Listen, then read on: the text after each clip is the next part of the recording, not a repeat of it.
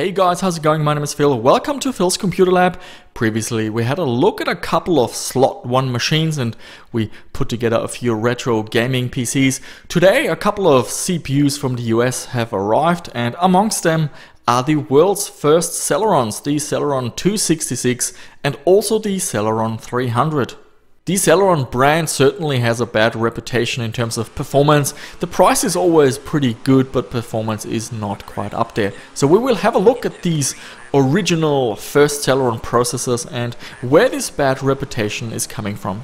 As always, we will have a look at some DOS and Windows benchmarks, but also dissect the specifications. How are they different compared to the Pentium II?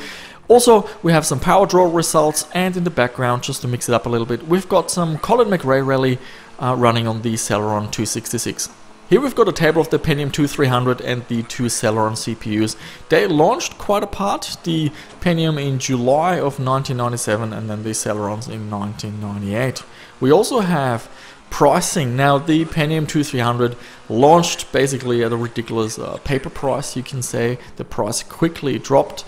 The two Celerons around the $150. However, I found a website talking about price cuts from July 1998, and here you can see that the Pentium II now sold for only $209 and the Celerons for $86 and $112.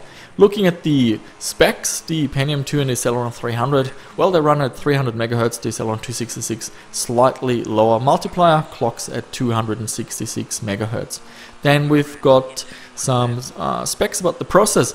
The Pentium II is in the older 350nm process and the Klamath core, and the Celerons are produced on the newer, smaller 250nm process with the Covington core. And the biggest difference is the cache. The Pentium II has 512 kilobytes. The Celerons have no cache. They basically made these chips without any cache. So we will see how much that affects performance.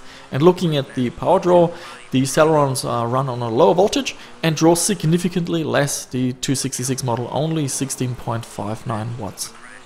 Let's have a look at some DOS benchmarks. We can see 3D Bench 1.0C, and here we can see that the Celeron 266 is not far behind the Pentium II, and the same goes for the Celeron 300.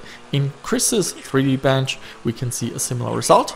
In PC Player Benchmark, however, both Celerons are behind the slowest Pentium II. In Doom, the Celerons are quite good, so they definitely hang in there with the Pentium IIs. And in Quake we can see a similar picture with the Celeron 266 basically tying with the Pentium 233. Cranking up the resolution at 640 by 480 in PC Player Benchmark, both Celerons are behind the Pentium 233. In Quake the roles are reversed. Both CPUs are actually ahead of the Pentium 233, so there's a mix of games. In some games they're faster, in some games they're slower. And the same goes for Duke Nukem, a solid performance from the Celeron CPUs.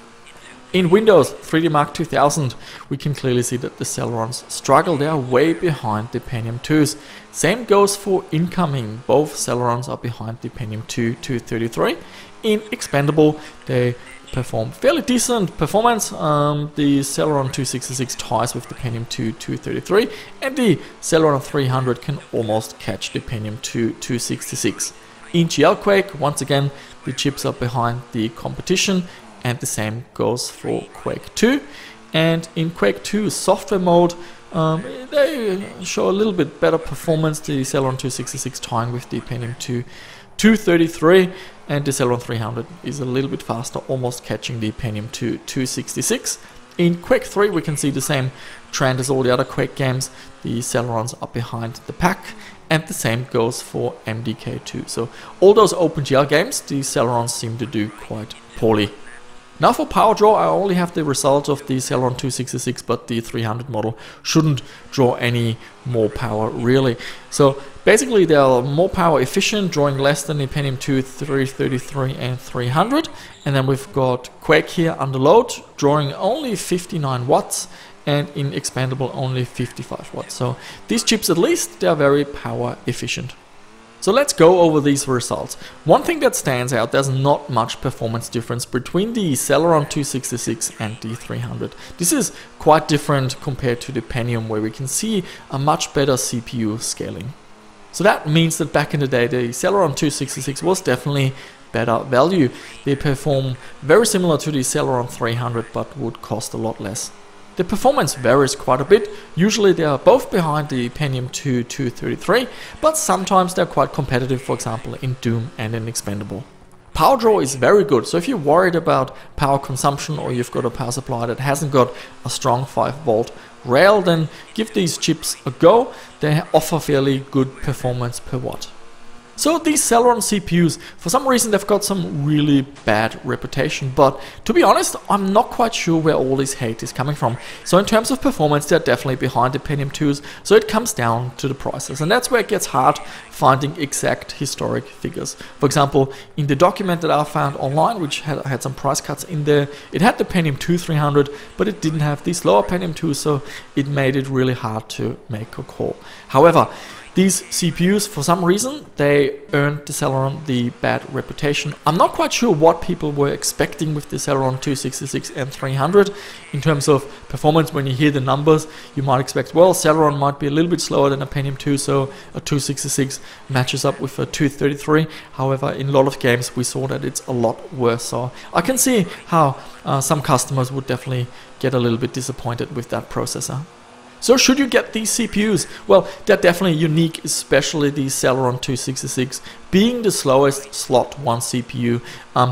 If you want to build a machine around that, I can see the appeal. It's definitely unique, and going for like an underdog build or something like that, I can definitely see that being something cool.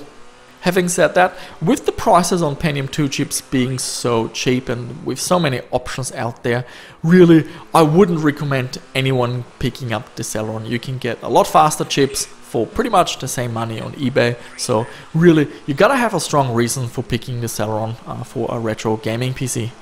So that's it from me, guys. I'd love to hear down below in the comments, what do you think of these Celeron CPUs, especially if you were out and about back in the time in 1997, 1998, and you were following the prices and all that stuff. I wasn't really into computing back then, so I don't have any historic knowledge, so I'd love to hear any historic anecdotes down below. As always, guys, thanks for watching. Please subscribe to my channel if you haven't done so, hit the like or the dislike button, and I see you soon with another video.